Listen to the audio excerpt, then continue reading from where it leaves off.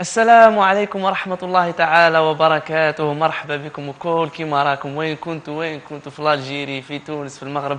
مرحبا بكم في الحصة تاعنا اللي حتشوفوها إن شاء الله في رمضان هذا كامل حنكونوا معاكم. وكم رانا في رمضان ورانا في الدخلة، حابين دابور ندعي ربي سبحانه انه تكون هذا الشهر شهر تاع بركة، شهر تاع خير، شهر تاع رحمة. ان شاء الله يا ربي تدخل هذيك الألفة في القلوب إن شاء الله في بلادنا بين يعني الأسر وبين العائلات الكل. بربي إن شاء الله يكون رمضان تاع خير وربي يشفى المرضى تاعنا يا ربي.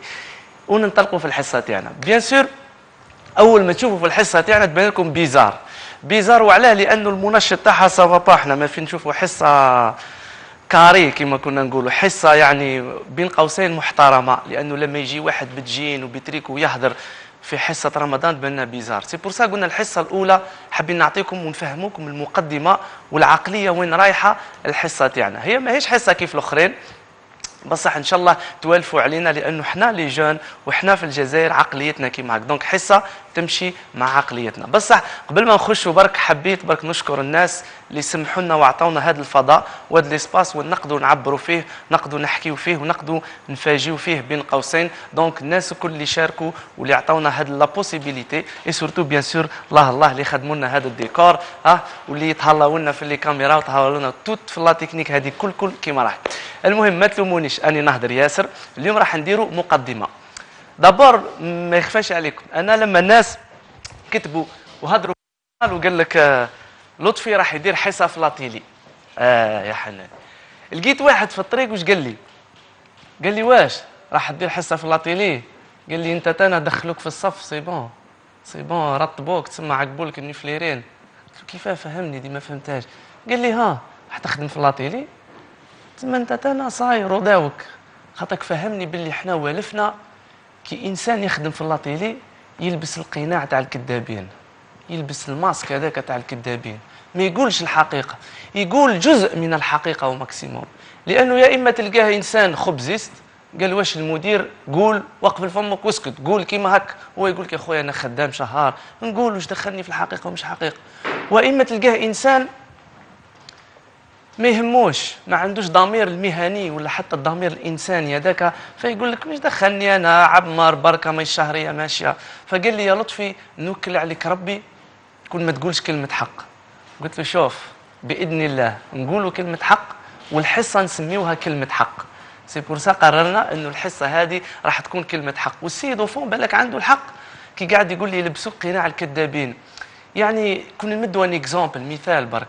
شوف بار اكزومبل كي تشوف في التيلي قال واش اليوم خرجت لا ليست تاع السكنه، الله اكبر، هذا صح. يجيبوا لا كاميرا ويفيلميو الناس اللي جاوا باللي كاميون ويهبطوا في الميده ويهبطوا في المطارح ويهبطوا فرحانين، الناس زاهيين. سي بيان وفي الجيري كل سي بيان. بعد كده اون فوا كيفضل الروبورتاج يطفيو لا كاميرا وننتقل الى الاحوال الجويه. بصح كون نقول له حبس سي محمد دقيقه برك، احكم نفس لا كاميرا في نفس الموقع فيلميتي هادم اللي داو فيلم الجهه الاخرى، واش راح تشوف من الجهه الاخرى؟ حتشوف غزه، مش غزه هاك في الجيري بصح الدنيا شاعله، لا بوليس بالماء سخون قاعده تشرشر واللي جون هذيك لابسينه كلها تاع غزه والله اكبر والحجار تتناطر والناس طايحه في الارض. واش صار؟ شكون هادم الناس اللي ما خرجوش في لا ليست تاع السكنه يريكلاميو في حقهم ولا في لي دروا تاعهم، ظالمين ولا مظلومين، هما تابعين للشعب الجزائري ومن حقهم انهم تحكي عليهم في اللاتيلي. هذه المشكله تاعنا الرئيسيه. احنا عدنا نحكيو عن مجموعه تاع ناس والاخرين ما عمبناش ما يكزيستيوش. صافي قعدوا الناس اللي يشوفوا في التيلي يقول لك كل ما يعدي في التيلي فهو قناع، ما كانش منها. يا اون بار دو فيريتي، يا جزء من الحقيقه بصح ماهيش حقيقه كامله، خباو لوتر بار. الوغ كو كاين قناه واحد اخرين اللي كسوا في الخارج ولا مام في الجزائر خدمته ينعت لك غير المشاكل. مين يجيب لك ان جون يهضر يقول لك وانا حنشرب كاشيات وراح نحرق روحي وراح نطيش روحي، شاب واحد اخر وانا راح نبيكي روحي وراح نخنق روحي، وشاب واحد لا كلها راح تحرق روحها. ما كانش وحايد راح يتزوجوا وحايد فرحانين وحايد داو سكنه، ينعتوا لك شغل الجزائر الخراب. فهمتوا العقليه؟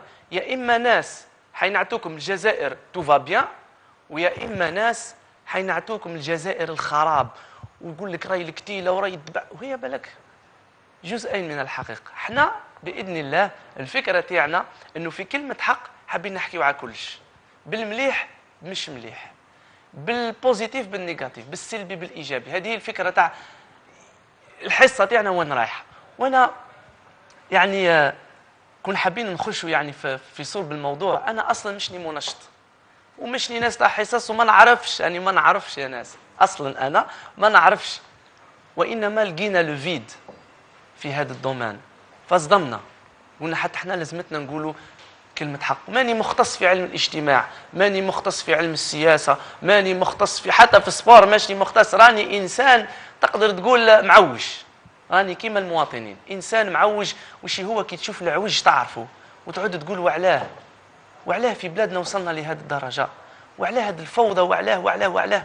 أعطيكم مثال واحد آخر على كلمة حق. شوفوا كي نحكيو على رمضان كما يقولوا الشياب سيدنا رمضان تشوفوا في القنوات كل رمضان هو شهر المحبة وشهر الأخوة وشهر المودة وشهر الرحمة وشهر القلوب تقرب بعضها وشهر الصفات الملحة كل اللي بعثها ربي في رمضان.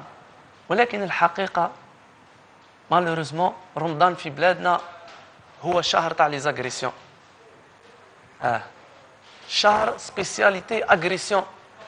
لي زاغريسيون يكثروا في رمضان، غير ضرب الموس والسيف العراك. صحابي اللي يخدموا في السبيطار روحوا سقسيوهم، دوك يقول لك رمضان يجيني مضروب ولا يجيني سورتو مع المغرب. شهر السرقه تكثر فيه السرقه، اون ديريك الناس تهبل بالسرقه، يعود هذا يجري وهذا يسرق وهذا خير ان شاء الله. كما قلنا شهر لي زاغريسيون باسكو سورتو البنات واللي يخدموا على الصباح هذوك الدنيا فارغه. يقول لك رمضان راهو يساعدنا، خاطر كون بلادنا الله يبارك بلاد القهاوي على الصباح القهاوي ما يخدموش في رمضان، دونك واش يديروا البنات هذيك اللي رايحه تقرا واللي رايحه تخدم والرجال والشياب يشبعوا من لي زاغريسيون.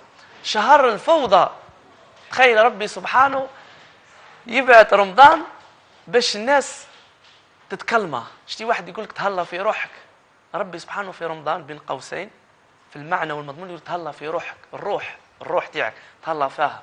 راك عايش شهر وعام 12 شهر وانت في الهرج والخدمه وحط لابياس واطلع وركب ودير، يجي ربي سبحانه يدلك شهر يقول لك اركح، تبت روحك فيه، اخدم بعقلك، اقرا قران، معليش يا ولدي ما تخلطش روحك، صلي صباح ما بين العصر والمغرب، صلي اركح، سورتو جا الصيف في الليل ورا العشاء دو بريفيرونس انك تروح تصلي وتروح ترقد.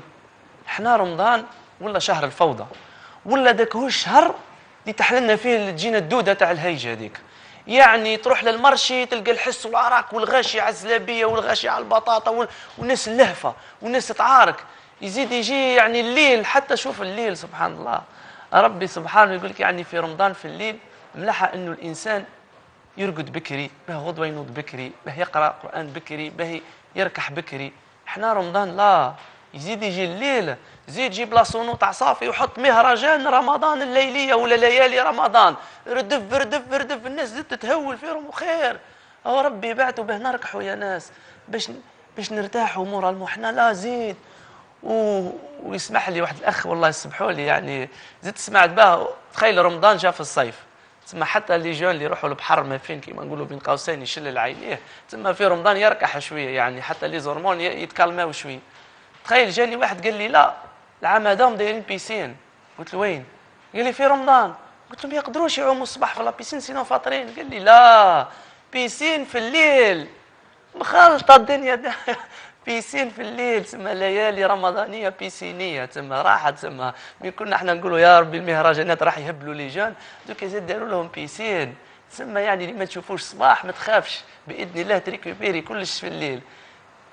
تسمى كي شغل كلمه حق حابه تقول لكم باللي هاو رمضان وعلاه جاء، وهاو احنا كيف قلبناها يا جماعه. وديما القاعده اللي نمشيو عليها وحفظوها بيان ان شاء الله، انه رمضان يا تصوموا قد في المقاييس تاعو باه يفيدك، كنت تصوموا معوج راهو يهلكك ما فيها حتى هدره. رمضان تصوموا باللي نورم تاعو شغل طوموبيل تصحفظ عليها لونتروتيان تفيدك. اما كنت تصوم نورمال رمضان استغفر الله يا ربي باللي نورم اللي حابهم شغل طوموبيل تنحي لها الفران راح تدخل في حيط.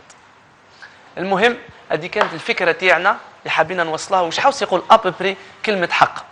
قلنا باللي الانسان اللي قد فيها انسان معوج، وانا نشهد يا جماعه، وعم بالي كان الناس في التيلي ويكتبوا عليا في الجورنال ويفيق مع روحه وروح داوي روحك هكاك مهبول، روح انت وش حاط روحك. صح انا انسان معوج، بصح هل يمكن انسان معوج يعطي له فضاء كما هذا اعلامي يهدر فيه كلامي بالك غلط بالك معوج؟ هل يمكن؟ شو سبحان الله، ربي سبحانه في اول درس يمدوا للبشريه في القران مكتوبه شكون يمعوج اكثر من ابليس؟ ما كانش. يخلي ربي سبحانه يمد لا بارول لابليس ويقول له اهدر، وش بيك مش حاب تسجد؟ يقول له انا خير، يبدا كيما نقولوا احنا يطعز، يقول له انا خير منه، وانا وش يعرف ادم، وانني قوي، وانني مصنوع من مارج من نار وهو من طين، ماتير بيولوجيك ولا اورجانيك. فربي اعطاه لا بوسيبيليتي يهدر. ربي سبحانه شوفوا في القران تلقوا فرعون يهدر ويقول انا ربكم الاعلى. في القرآن خلاه ربي يكسبريمي ويهدر. شوفوا السامري، الناس يعرفوا قصص وقصة موسى. السامري اللي بعد ما منعوا سيدنا ربي سبحانه وتعالى سيدنا موسى ومنع بني إسرائيل كيف خلاوه يهدر وعلاه دار ودار. وانا تعجبني واحد القصة دي صارت في سيدي سالم. عندنا واحد الكرت احنا في سيدي سالم في عنابة، وتحية كبيرة يعني تاعنا سيدي سالم. واحد العام تقلبت الدنيا في سيدي سالم، وإذا سيدي سالم جامي تشوفهم في التيلي. واحد العام تقلبت الدنيا في سيدي سالم، حتى الرونفور تاع لا بوليس جا من قسنطينه، جا من جابوا بارتو قفلاها سيدي سالم، تشوفها من البعيد غير الكريموجين طالعه والدخنه طالعه، ما فهمناش واش صار.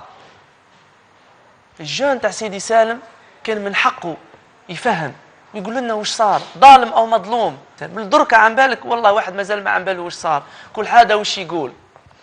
واحد النهار نحكي لكم بما ان جبدنا على سيدي سالم برك. واحد النهار تخيل جا الرئيس بوتفليقه لسيدي سالم في واحد العام، بريزيدون دو لا ريبوبليك جا سيدي سالم، منطقه قلت لكم معزوله دي في عنابه، واللي يعرف واحد من عنابه قولوا يحكي لكم على سيدي سالم. جا الرئيس بوتفليقه لسيدي سالم، بون هاك ما عن بالكم الحكايه، زينوا الحاله، العلامات، صبغوا الدنيا، تروطوارات، كلش تو فا بيان. والرئيس بوتفليقه ماشي في سيدي سالم ويخرج له واحد الجون يطلع فوق شجره. خلوني نهضر مع الرئيس، نهضر واحد ما يمس دار كيما نقولوا احنا النش، ولا كيما يقولوا في لي زالجيرو دار السمير، نهضر دركا مع الرئيس. لا سيكوريتي تاع الرئيس اللي كانوا ضاربين شافوه وعم بالك سي تري دونجورو، ما قال لك سي بون دوك نروحوا له وخدموا به شاورما دركا. بصح البريزيدون سمعوا وقال لهم خليوه يهضر، اسكتوا كل الناس وكل سكتت. والسيد تخيل هذاك جون من سيدي سالم كلاكات منه وديباردير وحاكم فوق الشجره، يا سيدي الرئيس سيدي الرئيس، ها واش بيك؟ الرئيس بوتفليقه قاعد يخزر معاه، اهدر واش بيك؟ تخيلوا اول خطره ان جون من سيدي سالم راح يهدر معاه رئيس وراح يعدي في التيلي، باسكو من بعد بوتفليقه قال لهم هذا الباساج لازم يعدي في النشره، وعدى صح في النشره. تخيلوا ان جون حاكم في غصن منه بالشارط وهذيك والعروقات، وراح يهدر مع رئيس الجمهوريه. وش راح يقول له؟ راح يلخص له الجزائر كامله في كلمه واحده، باسكو مش راح يحكي له قصه حياته ولونساج وعطاوني ومعرفه وما نعرفش، لا. قال له شوف اسي بوتفليقه، قال له نقول لك حاجه، قال له شفت هذا كل اللي داروه لك والزينه او ما كان منه حد شيء، هم داروه على جالك. لخص له الجزائر، صح يا جماعه وضعيه الجزائر. قال له شت المناج هذا كله الاعلامات والزينه، قال له سيدي سالم لا مش كيما هك، قال له هم داروها على جالك. وشي اللي حيرني انا لما شفتها في الاخبار، سك الرئيس بوتفليقه زاد لخص له حاله الدوله، قال له انت لخصت لي الجيري دوك نلخص لك انا الدوله وشي هي. خزر معاه بوتفليقه وقال له اني عم بالي، وجا رايح. الوالي اللي كان بعد بوتفليقه يبس، تعرفوا هذيك بدا يطيح طرف تسمى بخصه في بخصه. كي شغل الرئيس حاب يقول له دركا دوما الناس ما خافوش من الشعب وما خافوش من الرئيس وما خافوش من ربي، يمن وحبهم يخافوا، ما خافوا منكم، ما خافوا مني، ما خافوا من القانون، رانا عم بالنا واش صاير. فشفتوا الجان معوج اللي طلع فوق الشجره لخص لا سيتوياسيون كامله تاع الجزائر لرئيس الجمهوريه. يعني يقدر يكون انسان معوج كيفي ويلخص بطريقه محكمه. احنا حابين يا جماعه نلخصوا الوضعيه تاع الجزائر بكلمه حق. انا عم بالي اني نهضر ياسر وما عم باليش الوقت مازال ولا لا، بصح ضحكتني واحد الحاجه لما نشوف المظاهرات في مصر والمظاهرات ما نعرف وين، أنا في سوريا تلقاهم هازين الشعارات هذيك وبالشعر، الحرية حصان سراجها الجهاد، ولا الحرية أشعار. أنا ديك النهار معدي على واحد البلدية في ألجي، نلقى واحد المرأة ومظاهرات هازة بلاكا يا المير يا بونساوين. واش دخلنا فيها احنا؟ المير هذيك حالته الشخصية بينه وبين مرته وبين ولاده عاق، احنا لا. والاخرى تكتب له يا تاع فاتحه 070 69 واش دخلنا فيه؟ ربي يسهل عليه. احنا يهمنا انك عندك مطالب سياسيه اجتماعيه حقروك، عندك دوسي، لازمتنا نعرفوا نعبروا على كلمه حق، مش لازمتنا نشاليو قال واش اغنيه تاع بعزيز نبداك يا القصير يا الطويل يا الفرطاس يا هكا. لا، احنا حابين نديروا كلمه حق ونحكيو مع الشباب، نحكيو مع اللجان. عندنا مشكل في بلادنا، عندنا مشاكل، ها هما مشنا راح نقترحوا حلول، ومشنا السياسيين راح نقترحوا برامج، جيست حابين نمدوا كلمة حق. كانت هذه أول حصة باش الناس تفهمنا، وبربي إن شاء الله راح نزيدوا نديروا حصص أخرى باش نفهموا المبدا والكونسيبت. وجيسبر ما طولناش عليكم باسكو نهضروا بزاف، وجيسبر ان شاء الله تفهموا الحصه تاعنا، ومهما راح يسبونا ويقطعونا احنا ان شاء الله راح نبقاو معاكم ونقولوا كلمه حق. ما تنساوش كل يوم على نفس القناه في نفس الوقت. خليكم في امان الله، ونتلاقاو غدوه ان شاء الله. السلام عليكم ورحمه الله تعالى وبركاته.